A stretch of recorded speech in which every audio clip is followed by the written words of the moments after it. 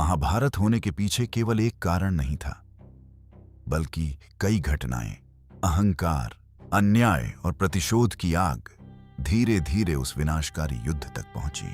हस्तिनापुर एक ऐसा राज्य जहां शक्ति थी, वैभव था, लेकिन उसी महल की दीवारों में छुपा था ईर्ष्या और अहंकार का जहर। कौरव और पांडव दोनों एक ही कुल के राजकुमार थे, लेकिन बचपन से ही दुर्योधन के मन में पांडवों के प्रति जलन थी। भीम की ताकत, अर्जुन की वीरता और युधिष्ठिर की लोकप्रियता उसे अंदर ही अंदर कमजोर महसूस कराती थी।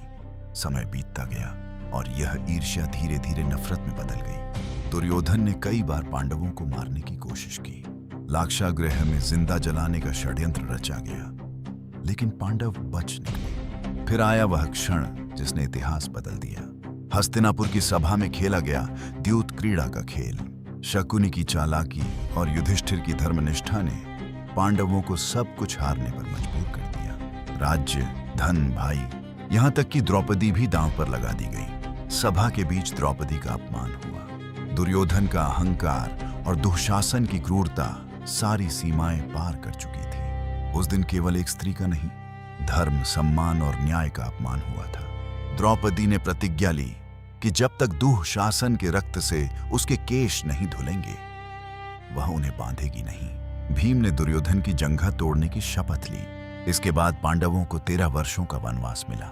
वनवास पूरा होने के बाद भी जब पांडवों ने शांति से केवल 5 गांव मांगे, तब भी दुर्योधन ने घमंड में कहा, सुई की नोक जितनी भूमि भी नहीं दूंगा। अब युद्ध निश्चित था। भगवान कृष्णा ने अंतिम बार शांति का प्रयास किया, लेकिन दुर्योधन ने उनकी बात भी ठुकरा दी। और फिर कुरुक्षेत्र की धरती पर आरंभ हुआ महाभारत का सबसे विनाशकारी युद्ध। यह युद्ध केवल राज्य के लिए नहीं था, यह युद्ध था धर्म और अधर्म के बीच, अहंकार और सत्य के बीच, न्याय और अन्याय के बीच। 18 दिनों तक चले इस युद्ध ने पूरे आर्यावर्त को हिला दिया। महान योद्धा मारे गए, रिश्ते टूट गए और अंत में केवल एक सत्य बचा। तो जब अहंकार धर्म से बड़ा हो जाता है, तब विनाश निश्चित होता है।